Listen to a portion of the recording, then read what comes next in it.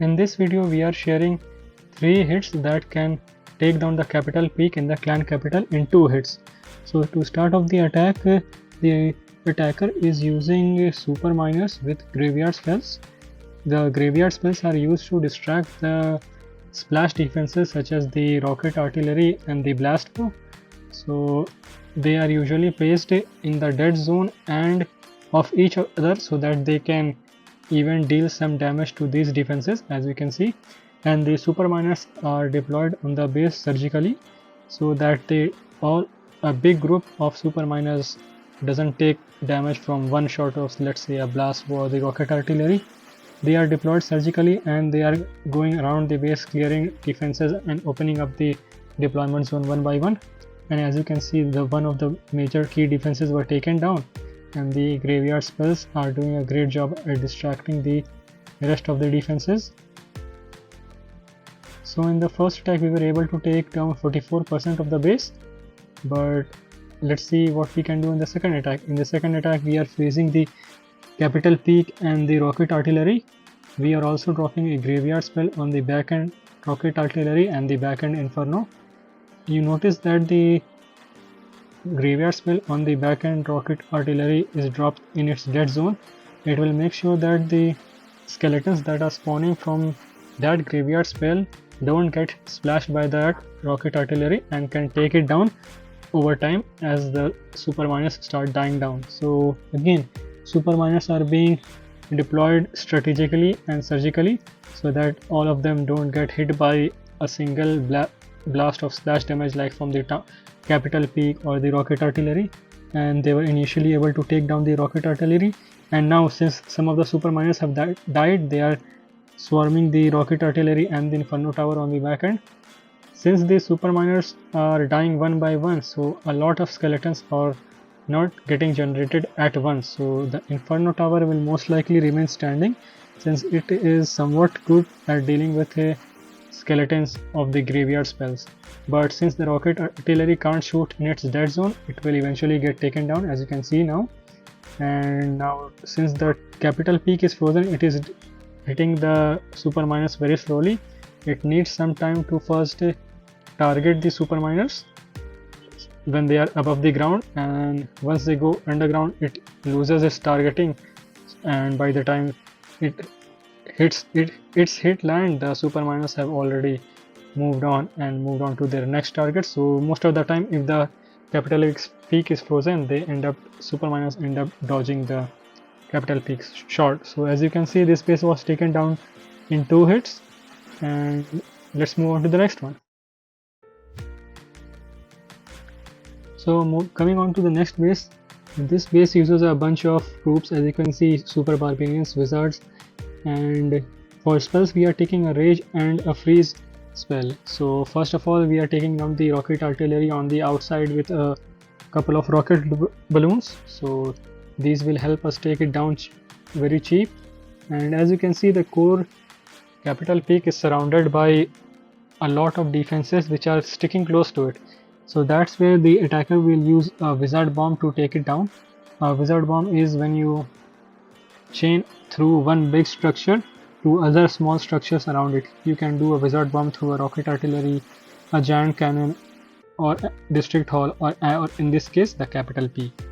So let's see. So the attacker is starting to funnel the troops first, and then they are going into the base and they are setting up the attack. So once they have gained access inside the base, they are using archers and other troops to clear the straight path to the town hall.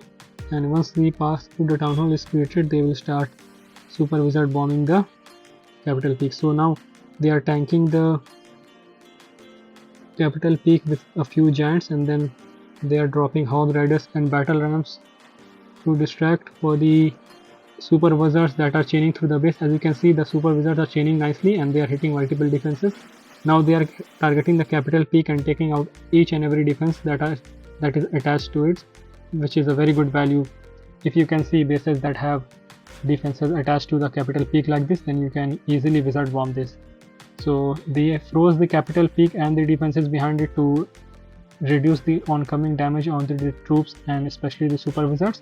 and a rage spell was used to boost the damage of the super wizards that were chaining down the capital P. So this attack is almost done, and the remaining two troops are clearing whatever is left of the base. So we got 45% around the first attack, and moving on to the last attack.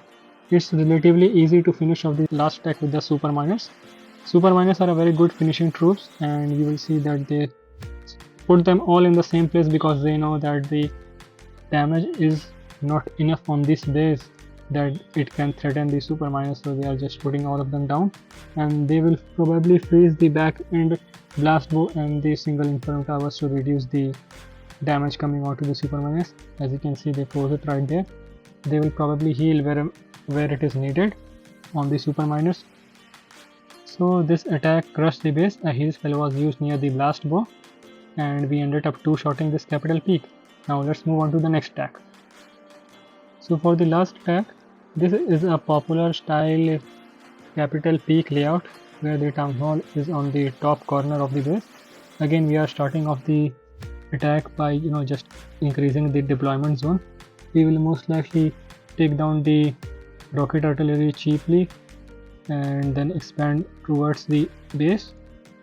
And then in this hit we are using Sparky Haste with a couple of graveyard spells. The reason we are using this is because the defenses and the buildings are close to each other, so Sparky Chains can get a great value. And the weakness of the Sparky is that it's very slow, so that's why we are using a haste spell to increase its attack speed and movement speed. Only its movement speed through the entire attack, and the graveyard spells do a great job of distracting the point defenses and any defenses across the entire base. So the main goal in this attack is that you should always protect your Sparky at all costs. That's why the attacker is using giants and ramps to go ahead and first of all open the walls, and then also the barbarians from the battle ramps will distract the defenses. And as you can see, the Sparky is staying protected behind the giants and the battle ramps, and you can also use hog gliders to stun off the blast bow and other defenses if they accidentally lock onto your Sparky. So as you can see, once in the core, the Sparky is getting very nice chains and taking out a lot of value inside the core of the base, and we will just see how much value it can get in the first hit, and then after that it will be an easy cleanup on the second attack.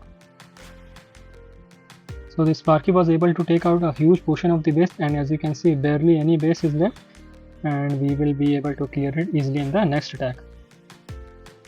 So finishing up the attack with again Sparky Haste, we are freezing the capital peak and the inferno tower on the base, so as to slow them down so that they don't target the attacking troops including Sparky and the giants.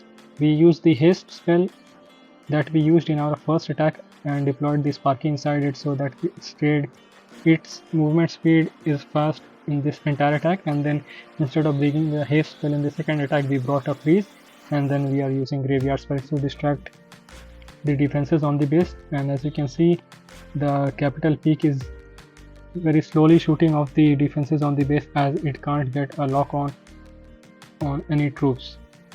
So as you can see, the Sparky is going through the base. We also have an Inferno Dragon in our army. It will help us take down the capital peak fast, as it will do a lot of damage once it gets locked on and it reaches its beam to the highest degree. And we also have hog gliders to use whenever necessary. We can use it to stun the defenses just like we did now, and then we have dropped the Inferno Dragon on the base, and then we will start to take down the capital peak, and barely any base is left after taking down the capital peak, so this will be another easy two-shot capital peak. So we hope that you were able to learn some concepts related to clearing the capital peak in 2 shots in this video. So make sure to subscribe to Clash Champs if you want to learn more about clan capital and strategy video for your main base. And of course, we will also be pushing out base layouts regularly, so make sure you are subscribed for that, and share this video with your clanmates if they are also struggling with clan capital.